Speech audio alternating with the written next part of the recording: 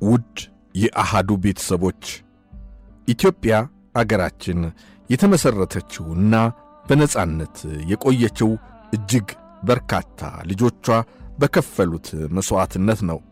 ኢትዮጵያ በአንድ ጀንበር አልተመሰረተችም፣ በቀላሉም አትፈርስም ይላሉ ታሪኳን ያጠኑ ሰዎች።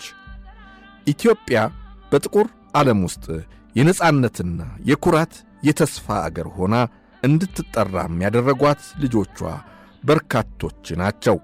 የቅኝ ገዢዎችን ሴራና ተንኮል በጣጥሳ ጥላ ነጻ ሕዝብ፣ ነጻ አገር እንድትሆን ያስደረጉ ውድ ልጆቿን ታሪክ አይዘነጋቸውም። በዛሬው ኢትዮጵያዊ ስንክሳራችንም ኢትዮጵያ እንደ ሀገር ነጻ ሆና እንድትኖር ያደረገችውን ብርቱ ትግል በጥቂቱ እንጨዋወታለን። ጥበቡ በለጠ ነኝ። በኢትዮጵያና በፋሽስት ኢጣሊያ ጦርነት ዋዜማ የኢትዮጵያ መልክዓ ምድር እንደሚያመለክተው ድንበሮቿ አብዛኛው ከእንግሊዝ ቀጥሎም ከጣሊያንና ከፈረንሳይ ቅኝ ግዛቶች ጋር ይዋሰናሉ ይላሉ ኃይሉ ወልደ ጊዮርጊስ ፋሽስት ኢጣሊያንን ያጋለጠ የኢትዮጵያ ዲፕሎማቶች ፊልሚያ በሚል ርዕስ ባሳተሙት መጽሐፍ። የመጽሐፉ ደራሲ ኃይሉ ወልደ ጊዮርጊስ ለአባይ ውሃ ሙግት በሚል አርዕስት በአዲስ አበባ ዩኒቨርሲቲ ፕሬስ የታተመ መጽሐፍ ጸሐፊ ናቸው።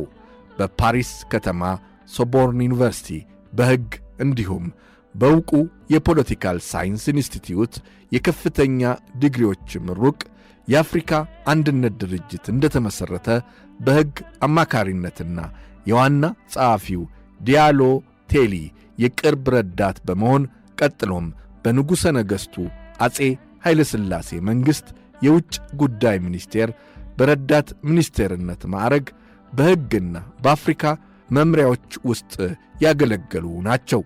የዛሬ 45 ዓመት ገደማ በፈረንሳዩ የኢትዮጵያ አምባሳደር የነበሩና ስለ አፍሪካ አንድነት ጉዞ ውጣ ውረድና ስለ ሰላም አቀፍ ሰብአዊ መብት ጥበቃ ጉዳዮች የታተሙ አያሌ የምርምር ውጤት መጣጥፎችን በማበርከት ሲታወቁ በካናዳ ኬቤክ የሰብአዊ መብት ኮሚሽን መንግሥታዊ ድርጅት ውስጥ ለ20 ዓመታት ያህል የምርምርና የጥናት መምሪያ ዳይሬክተር ሆነውም ሰርተዋል።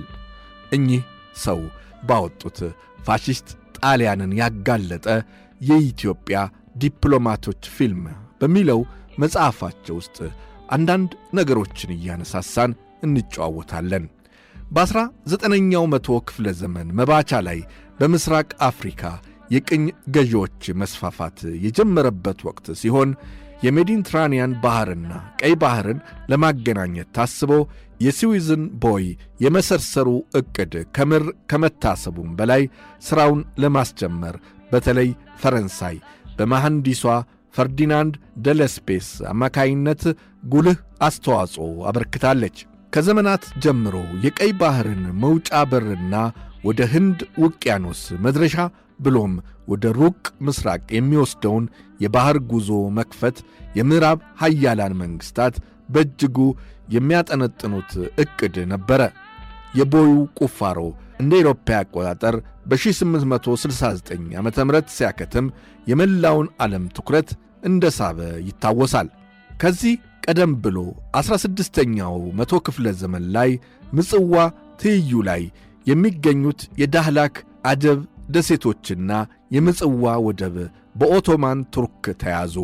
ከ300 ዓመታት በኋላ ደግሞ ግንቦት 20 ቀን 1860 ዓ.ም ምጽዋ ለግብፁ ኬዲቭ ወይም የኦቶማኑ ሱልጣን ምክትል ተላለፈች። ግብጾች ግዛታቸውን በማስፋፋት ሐረርን በ1868 ዓመተ ምህረት መቆጣጠራቸው ቢታወቅም በ1880 ዓመተ ምህረት አጼ ሚኒሊክ ከተማዋን መልሰው እጃቸው ለማስገባት ችለዋል በማለት አቶ ኃይሉ ወልደ ጊዮርጊስ ጽፈዋል። ከሰባተኛው መቶ ክፍለ ዘመን እስከ መካከለኛው ዘመን አረቦች የቀይ ባሕርና የህንድ ውቅያኖስን ዳርቻዎች መስፈሪያቸው አድርገውት ነበር። ፖርቹጊዞች በበኩላቸው በ16ኛው መቶ ክፍለ ዘመን መባቻ ላይ የባብኤል ማንዴብ ባሕረ ሰላጤን ለመቆጣጠር የሚያስችለውን ፔሪም ደሴትን ያዙ። ከ1812 እስከ 1813 ዓመተ ምህረት ግብጾች በመሐመት አሊ ፓሻ ዘመነ መንግሥት ኑቢያ፣ ሲናርና ኮርዶፍን በያዙበት ጊዜ የታካን ወይም የከሰላን አውራጃ ለም መሬት በእጃቸው አስገቡ ይላሉ ጸሐፊው። ሲቀጥሉ እንዲህ አሉ። የአውሮፓ ኃያላን መንግሥታት በየተራ በመፋጠን ቀደም ብለው የያዙትን የምሥራቅ አፍሪካ ግዛቶቻቸውን በይበልጥ መቆጣጠሩን ተያያዙት። በዚህ ሳቢያ አዳዲስ የዘብጥያ ጣቢያዎች በቀይ ባሕር ዳርቻ ላይ ከፈቱ። ከ1828 ዓ ም ጀምሮ እንግሊዝ የቀይ ባሕርን ወሽመጥ ትይዩ በቁጥጥሯ ስር አደረገች።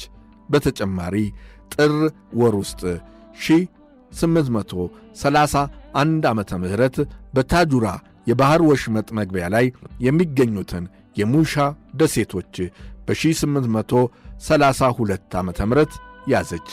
ቆየት ብላ በ1878 ዓመተ ምህረት ዜይላን በርበራንና ከኢትዮጵያ ጋር የሚዋሰኑትን ግዛቶች ሶማሊያ፣ ኬንያ፣ ሱዳንና እንዲሁም ኡጋንዳን በቅኝ ገዥነት በበላይነት ጠባቂነት ደግሞ ግብፅን ጭምር አከታትላ ተቆጣጠረች።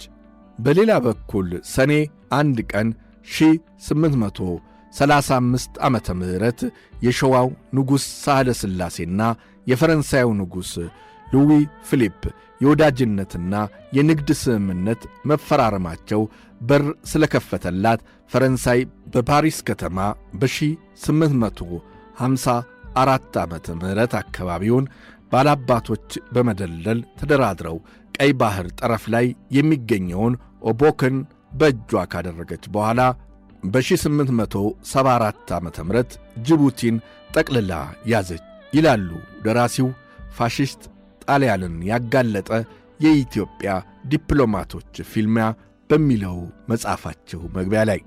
ጣሊያንም በአካባቢው ብቅ በማለት ጁዜፔ ሳፔቶ የተባለ ጣሊያናዊ ቄስ አሰብ ውሃ ሸሽ ወደብን ቡያን ሩባቲኖ ተብሎ በሚጠራ ኩባንያ ስም በ6000 ማርያ ቴሬዛ ብር ኅዳር 16 ቀን 1861 ዓመተ ምህረት ገዛ በማለት ጽፈዋል። ይህም የስዊዝ ቦይ ለጉዞ የተከፈተበት ዓመት መሆኑም ይታወሳል። ቀጥሎም በሐምሌ ወር 1874 ዓመተ ምህረት የጣሊያን መንግሥት ለኩባንያው 400,000 ሊሬ በመክፈል ግዛቱን ከተረከበ በኋላ በ1877 ዓመተ ምህረት በእንግሊዝ ድጋፍ ምጽዋን ያዘ። ይህ የምጽዋ መያዝ ጉዳይ በ1876 ዓመተ ምህረት የእንግሊዝ መንግሥት ከአፄ ዮሐንስ ጋር የፈረመውን የሄዊት ስምምነት ተብሎ የሚጠራውን በመጣስ በመሆኑ የኢትዮጵያን ቅሬታ አስከትሎ ነበረ። በ1872 ዓመተ ምህረት ደግሞ ጣሊያን ከአካባቢው ባላባቶች ጋር በመዋዋል የሶማሊያን ግዛት በመያዝ ሞቃዲሾ ገባች። የምዕራብ ኃያላን መንግሥታት አፍሪካን እንደ ቅርጫ የመከፋፈሉ ሂደት በ1877 ዓ ም በተከናወነው የበርሊን ኮንፈረንስ እየጎላ መሄዱን ለመገንዘብ ይቻላል። የካቲት ወር ውስጥ 1877 ዓመተ ምህረት በዚሁ ከተማ በተፈረመው የውል ሰነድ መሠረት ማናቸውም ኃያል መንግሥት በአፍሪካ አህጉር አዲስ ግዛት በሚይዝበት ጊዜ በቅድሚያ የበርሊንን ውል ለመፈረሙ ኃያላን መንግሥታት በይፋ አስታውቆ ዕውቅና ማግኘት እንደሚገባውም ያመለክታል። ደራሲው ኃይሉ ወልደ ጊዮርጊስ ፋሽስት ጣሊያንን ያጋለጠ የኢትዮጵያ ዲፕሎማቶች ፊልሚያ በሚለው በዚሁ መጽሐፋቸው ውስጥ የዓለም መንግሥታት ማኅበር ከመመስረቱ በፊት በምሥራቅ አፍሪካ የነበረው ሁኔታ ባጭሩ ይህን ይመስል ነበር በማለት ያስረዳሉ። የመጀመሪያው የዓለም ጦርነት ከ1914 ዓ ም እስከ 1918 ዓ ም እንደ አውሮፓውያን አቆጣጠር ባከተመ ማግስት አሸናፊ የሆኑት ኃያላን መንግሥታት አሜሪካ በዋናነት በጋራ ደህንነት ወይም ኮሌክቲቭ ሴኪዩሪቲ መርሆ በመመራት ዘላቂ ሰላም በመንግሥታት መካከል እንዲሰፍንና ጦርነት ዳግም እንዳይከሰት ማናቸውም ግጭት ሲነሳ በቅድሚያ ለድርድር ዕድል እንዲሰጥ የጦር መሣሪያ ክምችት ገደብ እንዲኖራቸው ጭምር አዲስ በተመሠረተው የዓለም መንግሥታት ማኅበር ወይም ሊግ ኦፍ ኔሽንስ አማካይነት ተገቢው ጥረት እንዲደረግ መሥራች አባላት የቃል ኪዳን ስምምነት ሚያዝያ ወር ውስጥ 1911 ዓ.ም ፈረሙ። ውጊያው በተዋጊ አርበኞች በየክፍለ አገሩ መቀጠሉ እንደተጠበቀው ሆኖ 7 ወራት ያህል የቆየው መደበኛው የኢትዮጵያና የፋሺስት ጣሊያን ጦርነት በኢትዮጵያ ታሪክ ውስጥ የትግልና የስቃይ ዘመንን ያስተናገደ እንደነበር ይታወሳል። ከአድዋ ጉልህ ሽንፈት በኋላ ለረጅም ጊዜ የጣሊያን መንግሥታት ውርደታቸውን ለመበቀል ቀደም ብለው ሲያጠነጥኑ የቆዩት ጉዳይ ሲሆን በወልወል አውራጃ እዚህ ግባ በማይባል ግጭት ሰበብ የተጸነሰው ጦርነት ወደ አስከፊ ሁኔታ ተለወጠ። ለስሙ ያህል በሽምግልና ዳኝነትም ሆነ በቀጥታ የእርቅ ድርድር ግጭቱን ለማስቆም በዓለም መንግሥታት ማኅበር ሙከራ ቢደረግም በጣሊያን የፋሽስት ገዢዎች ልግምናና የቅኝ ግዛት ማስፋፋት ረጅም ዕቅዳቸው ኢትዮጵያ ለባዕድ ወረራ በቅታለች ይላሉ ደራሲው በዚሁ ፋሽስት ጣሊያንን ያጋለጠ የኢትዮጵያ ዲፕሎማቶች ፊልሚያ በሚለው መጽሐፋቸው። መጽሐፉ ብዙ ታሪኮች አሉት። ወደፊትም አለፍ አለፍ እያልን ኢትዮጵያውያን ለአገራቸው ለኢትዮጵያ የከፈሉትን መሥዋዕትነት አጫውታችኋለሁ። እስከዚያው ፈጣሪ ኢትዮጵያንና ሕዝቧን ይባርክልን።